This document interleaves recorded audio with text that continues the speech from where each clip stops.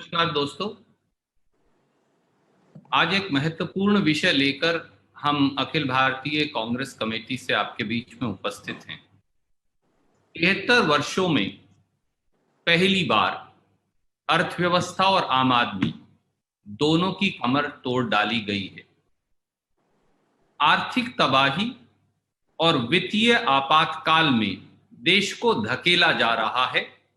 धड़ाम गिरती जीडीपी इसका जीता जागता सबूत है। नोटबंदी, जीएसटी और देशबंदी मास्टर स्ट्रोक नहीं, डिजास्टर स्ट्रोक साबित हुए हैं।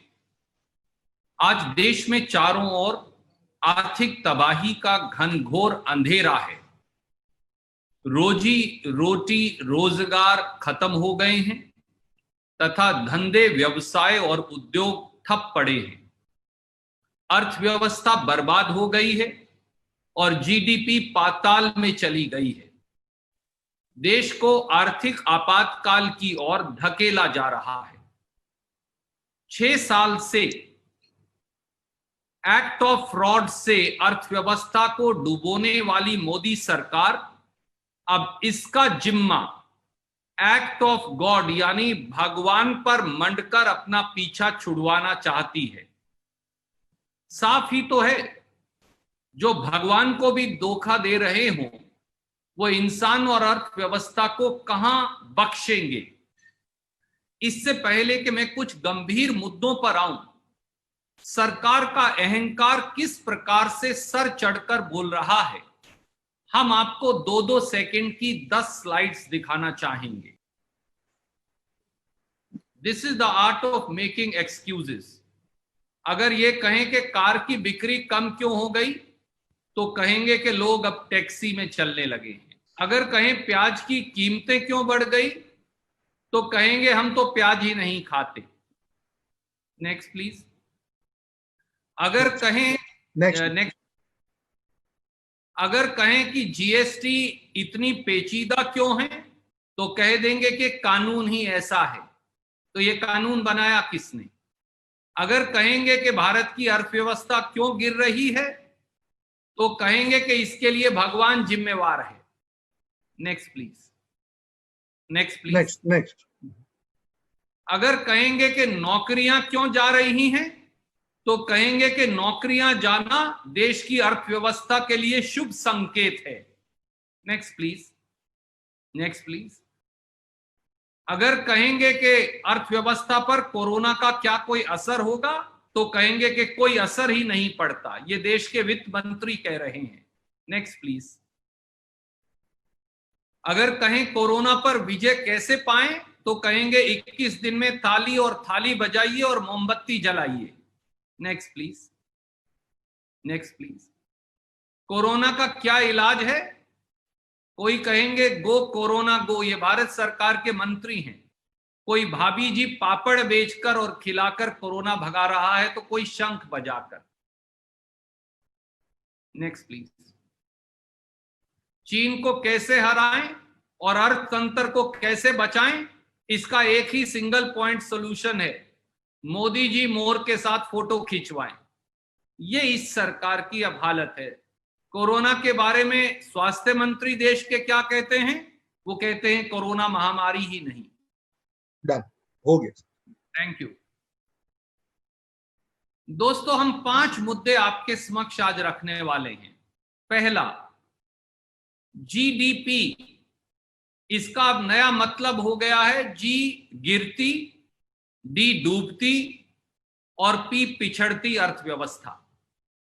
73 साल में पहली बार जीडीपी पहली तिमाही में घटकर -24% होने का मतलब है कि आम आदमी की औसत आय धड़ाम से गिरेगी। जीडीपी के ध्वस्त होने के असर का साधारण व्यक्ति पर आकलन करते हुए एक्सपर्ट्स 2019-20 की प्रति व्यक्ति सालाना आय जो 1,35,050 रुपए थी, उसका हवाला देकर उदाहरण से बताते हैं कि अगर 2020-21 की पहली तिमाही में अर्थव्यवस्था 24% गिरी और दूसरी तिमाही जो अब खत्म हो गई है लगभग तो उसमें भी इसी प्रकार से या इससे बुरी तरह से गिरेगी, तो पूरे साल में अगर 11% भी जीडीपी में कमी आई तो आम जनमानस की आय 15,000 रुपया सालाना कम हो जाएगी। साल 2020-21 में आय बढ़ने की बजाय आम भारतीय की आय में 15,000 रुपया सालाना की गिरावट आएगी। एक तरफ महंगाई की मार, दूसरी तरफ टैक्सों की भरमार और तीसरी तरफ मंदी की मार, ये तो मिलकर आम जनमानस को मार डालेंगे यार। सच्चाई यही है। दूसरा, टूटा सबका विश्वास और छोड़ा सबका साथ। लोगों का विश्वास इस सरकार से पूरी तरह उठ चुका है। This government is not only facing a confidence deficit but a complete collapse of confidence.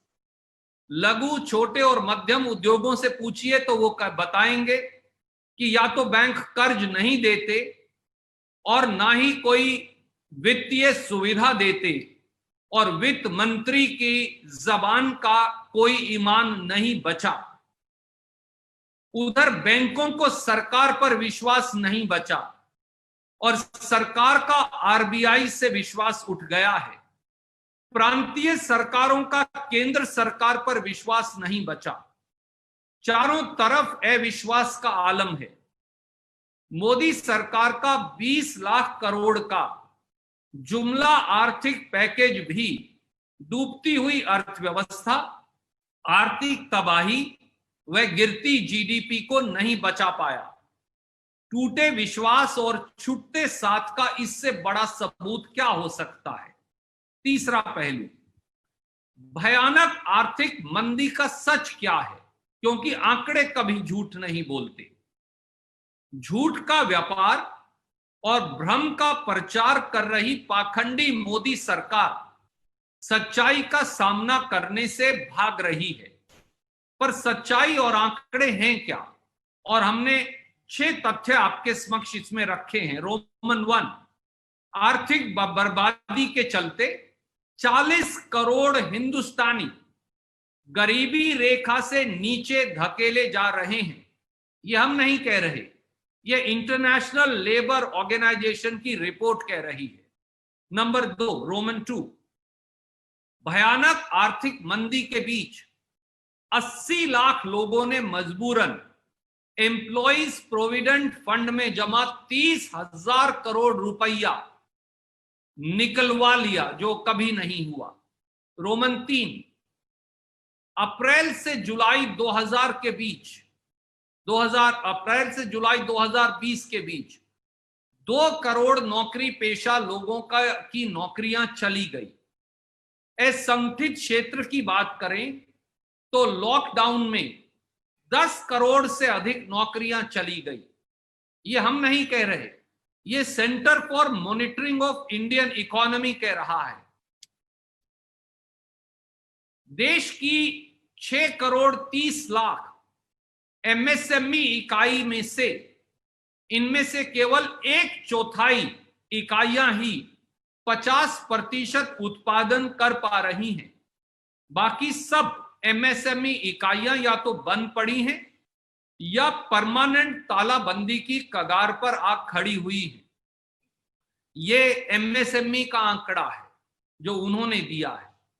Roman 5, साल 2020-21 की पहली तिमाही में, जैसा आप जानते हैं, कंस्ट्रक्शन सेक्टर की जीडीपी -50% गिरी, ट्रेड, होटल और ट्रांसपोर्ट में -47% की गिरावट आई, मैन्युफैक्चरिंग में -39.3% की गिरावट आई और सर्विसेज सेक्टर में 26% की गिरावट आई। यानी करोड़ों रोजगार चले गए और भविष्य में रिकवरी की कोई उम्मीद नहीं बची। और रोमन 6, जो और भी चौंकाने वाला है, 1 सितंबर 2020 यानी कल स्टेट बैंक ऑफ इंडिया ने एक रिपोर्ट जारी की है, उसकी प्रतिलिपि भी मैं आपको भेज रहा हूं। उसमें चौंकाने वाली बात यह कही गई है कि 2020-21 में जीडीपी -10.9% या लगभग 11% गिरने वाली है। अर्थव्यवस्था पर इसका क्या असर होगा, ये देश का lead bank state bank of India कह रहा है, आप खुद आकलन कर सकते हैं। नंबर 4 पॉइंट, केंद्र सरकार ही डिफॉल्टर हो गई है। प्रांतीय सरकारों का जीएसटी कंपनसेशन का पैसा देने तक से इनकार कर दिया और यह सीधे सीधे संघीय ढांचे पर आक्रमण है, वह आर्थिक अराजकता है। 73 साल में पहली बार केंद्र सरकार घोषित रूप से डिफॉल्टर है। वित्त सचिव ने 11 अगस्त 2020 को parliamentary standing committee on finance में जाकर यह कहा कि इस साल हमारे पास कोई पैसा केंद्र सरकार के पास जीएसटी कंपनसेशन का प्रांतीय सरकार को देने के लिए नहीं बचा। नेशनल दस्तक की आपसे गुजारिश है कि अगर इसको बचाना चाहते हैं तो नेशनल दस्तक को सब्सक्राइब करने के लिए रेड कलर के सब्सक्राइब बटन को दबाएं, फिर बेल आइकन की घंटी दबाएं। नेशनल दस्तक को बचाने के लिए बहुत जरूरी है कि हर खबर को शेयर करें, लाइक करें, कमेंट जरूर करें।